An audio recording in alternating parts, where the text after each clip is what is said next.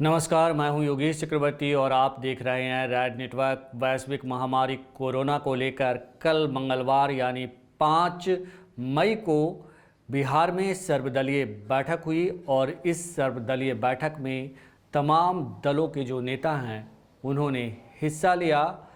इस बैठक में सरकार ने भरोसा दिलाया कि जो बाहर से प्रवासी मजदूर आ रहे हैं उनके लिए तमाम तरह की जो व्यवस्था होनी चाहिए वो तमाम व्यवस्थाएं की गई है। इस बैठक में प्रतिपक्ष के नेता तेजस्वी यादव ने भी अपनी बातें रखी और सरकार के उन कमज़ोर बिंदुओं को गिनाया जिसकी ज़रूरत है आज की तारीख में। उन्होंने क्या कुछ सरकार से कहा, किस तरह के सुझाव दिए, आइए सुनते हैं उन्हीं की जुबानी। लॉकडाउन के 42 दिन के लंबे इंतजार के बाद कल हमारी बैठक माननीय मुख्यमंत्री जी से हुई और सर्वदलीय बैठक बुलाया गया। इसके लिए हम धन्यवाद देते हैं। और इस बैठक में हमने माननीय मुख्यमंत्री जी के सामने, बिहार सरकार के सामने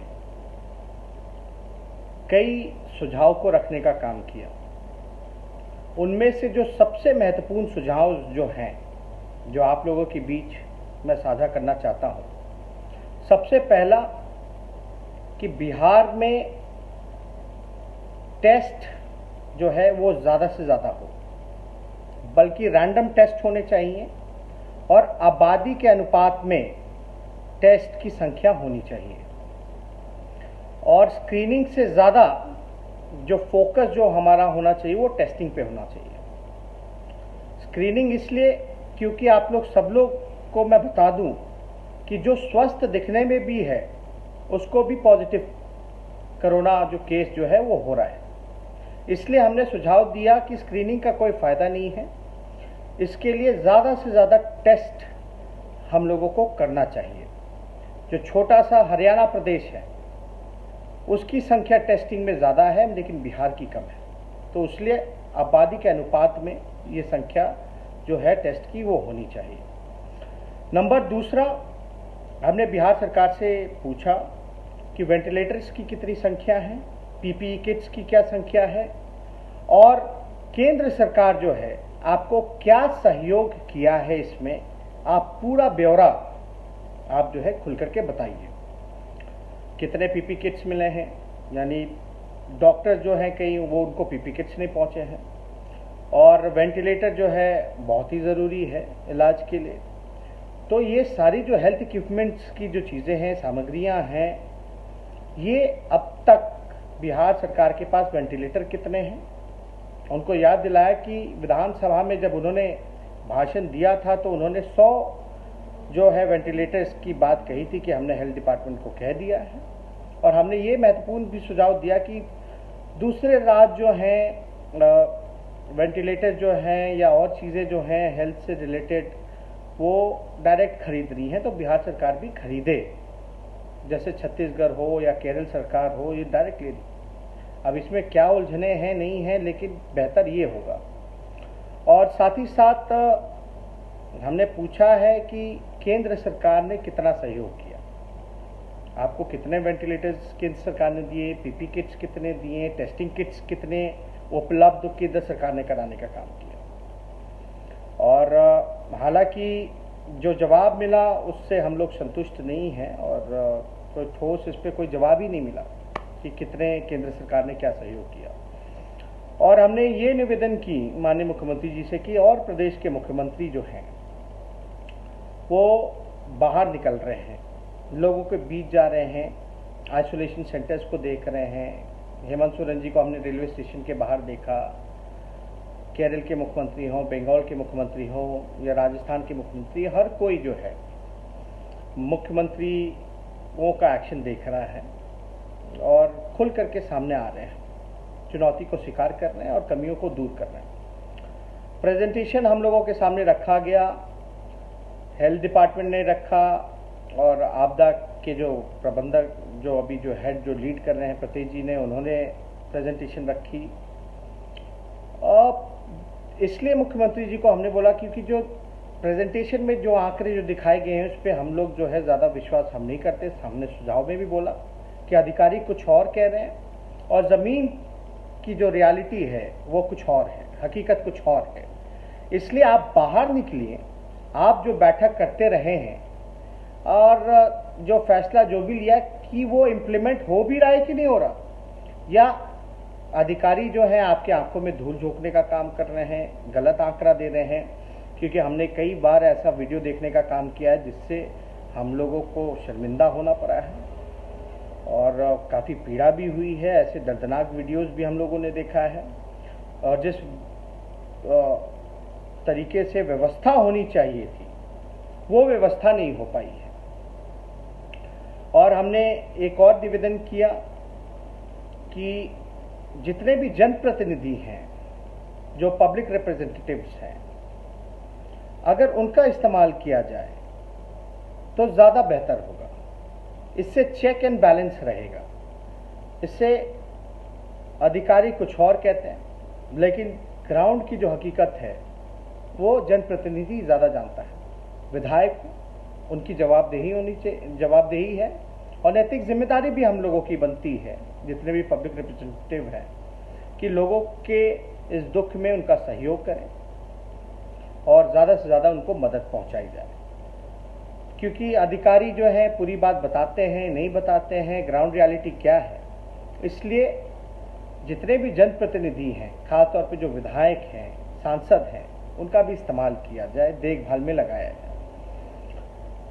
और एक बहुत ही महत्वपूर्ण विषय जो हमने फेसबुक लाइव करके भी हमने आप लोगों से साझा किया था, एक MHA का एक नया गाइडलाइन आया है 3 मई का जो लेटर है, जिसमें भल्ला जी के ऑर्डर से निकला है कि जो बिहार के मजदूर हैं,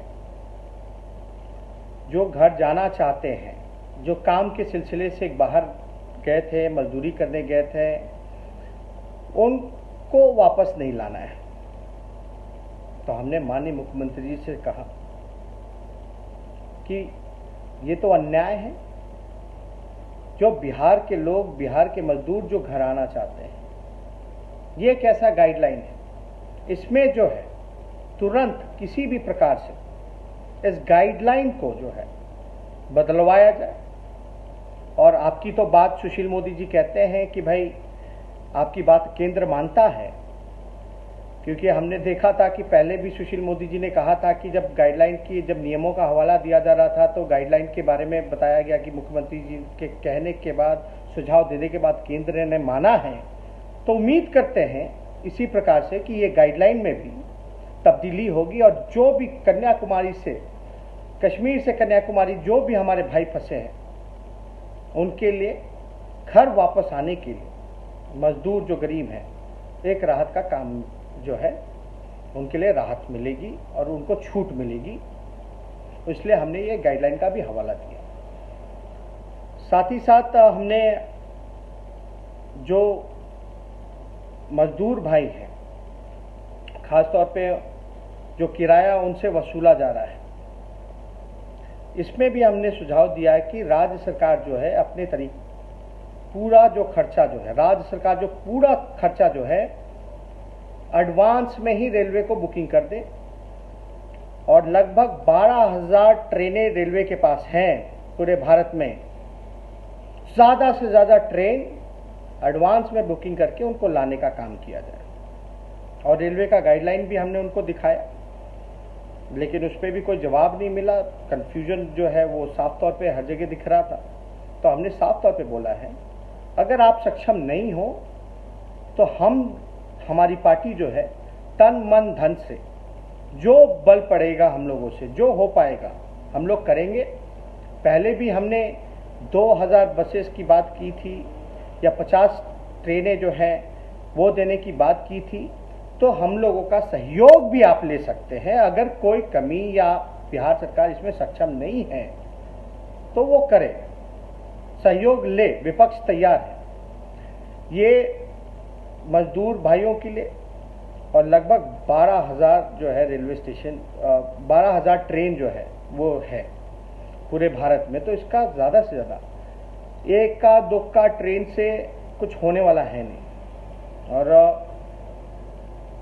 प्रकाश पर्व में अगर हम लोग पटना में केवल प्रकाश पर्व में अगर केवल पटना में हम लोग अगर 2.5 लाख लोगों का मेहमान नवाजी जितने श्रद्धालु आए थे उनके लिए अलग से टेंट हाउस, खाने पीने की सुविधाएं, ट्रांसपोर्ट की सुविधाएं अगर हम लोग कर सकते हैं तो हमारे बिहार के जो गरीब मजदूर जो तकलीफ में है उनको ला करके कोई व्यवस्था हम यहाँ नहीं कर सकते हैं। तो हमने सुझाव दिया है, अगर जो प्रकाश पर्व में अगर श्रद्धालुओं के लिए हमने सिर्फ पटना जिले में अगर हमने व्यवस्था कराई 2.5 लाख लोगों का रहने का, खाने का, पीने का, शौचालय का, ट्रांसपोर्टेशन का, तो क्या हम अपने बिहार के ही लोगों पर बिहार का पैसा खर्च नहीं कर सकते? तो हमने ये सुझाव दिया। और बिहार तो सौभाग्यशाली है कि यहाँ कई रेलवे स्टेशन हैं। हमने उनको ये भी सुझाव हम देते कि ज़्यादा से ज़्यादा ट्रेनें बुकिंग करके हज़ारों की संख्या में आप लाइए उन मजदूरों को, और बेशक आप क्वारंटाइन कीजिए, उसके लिए आइसोलेशन सेंटर्स बेहतर बनाइए, अच्छे से बनाइए, कोई सुविधा की कमी ना होने दी जाए, खाने पीने, शौचालय से लेकर ट्रांसपोर्टेशन का। और इतनी हमारे पास रेलवे स्टेशनें हैं। आप पटना एक जिले में मान लीजिए अगर हमारी संख्या मजदूरों की वहाँ 27 लाख, अगर 40 लाख भी है बाहर जो फंसे हैं, अगर हम में इच्छा शक्ति अगर हम 40 लाख लोगों को लाएं तो हमने ये भी उपाय बताया कि अलग अलग जिला में हम लोग ला सकते हैं। 1-1 लाख भी अगर एक जिले में रहेंगे तो आप समझ सकते 40 लाख तो ऐसे ही हो जाएंगे। क्या एक जिले का प्रशासन 1 लाख लोगों को खाना नहीं खिला सकता, रखने की व्यवस्था नहीं कर सकता, ट्रांसपोर्टेशन की व्यवस्था नहीं कर सकता? तो ये काम जो है, ये सुझाव हमने उनको दिया है कि अगर पटना में इतनी बड़ी खर्च हम लोग कर सकते हैं श्रद्धालुओं का रहने का, खाने का, पीने का, तो बिहार के लोगों पे अगर हर जिला में अगर हर स्टेशन अगर ट्रेन लगा दी जाए और उनको जो है जिला में हम लोग व्यवस्थित ढंग से रख दे तो मात्र 1 लाख खाता है। तो ये हमने सुझाव दिया। और जो राशन वितरण में जो बड़े पैमाने पर धांधली हो रही है, इसकी पारदर्शिता हो, इसके लिए कोई वैकल्पिक व्यवस्था हो, ये भी हमने जो है सुझाव दिया है कि इसमें जो है पूरी तरीके से पारदर्शिता बरती जाए और ज़रूरतमंदों को जो है राशन मिले। जो धांधली हो रही है और जो लोग जिम्मेदार हैं इसके लिए, उस पर भी कार्रवाई हो। और साथ ही साथ एक बहुत ही महत्वपूर्ण, कोरोना के बाद जो आर्थिक स्थिति जो हमारे बिहार की होगी, जीडीपी, इकॉनमी, उसके लिए एक बैकअप प्लान भी साथ ही साथ लॉन्ग टर्म प्लान भी हम लोग बनाएं, ताकि कोरोना के बाद जो है हम लोगों को जो मार जो पड़ेगा, इकॉनमी की जो मार पड़ेगी और जो व्यवस्था जो बिखर सा गया है, उसको सुधारने के लिए भी एक विचार किया जाए साथ ही साथ, ताकि हम उससे कैसे निपटेंगे। तो ये और भी सुझाव हम लोगों ने दिया थे, लेकिन ये कुछ जो सुझाव हैं आप लोगों के सामने हमने रखा है। बहुत तो सुना है आपने प्रतिपक्ष के नेता तेजस्वी यादव को। इनका कहना था कि कोरोना को लेकर जिस तरह से सरकार रणनीति अपना रही है और जो जनप्रतिनिधि हैं उनकी उपेक्षा कर रही है, ऐसे में सरकार कोरोना के खिलाफ जंग जीत नहीं सकती, क्योंकि अगर सरकार ये लड़ाई जीतना चाहती है तो इसमें जो जनप्रतिनिधि हैं उनकी भागीदारी सुनिश्चित की जाए और इसके साथ ही टेस्टिंग जो है वो बड़े पैमाने पर किया जाए। स्क्रीनिंग का कोई मतलब नहीं है, तो टेस्टिंग अगर बड़े पैमाने पर होता है तभी सरकार ये लड़ाई जीत पाएगी। अगर आपको ये खबर अच्छी लगी हो तो इसे लाइक करें, नीचे कमेंट बॉक्स में कमेंट कर अपना महत्वपूर्ण सुझाव जरूर दें, ज़्यादा से ज़्यादा शेयर करें। और आपने अब तक रैड नेटवर्क को सब्सक्राइब नहीं किया है और आपको लगता है कि हम खबर को खबर की तरह परोसते हैं, तो रैड नेटवर्क को सब्सक्राइब ज़रूर करें। नमस्कार।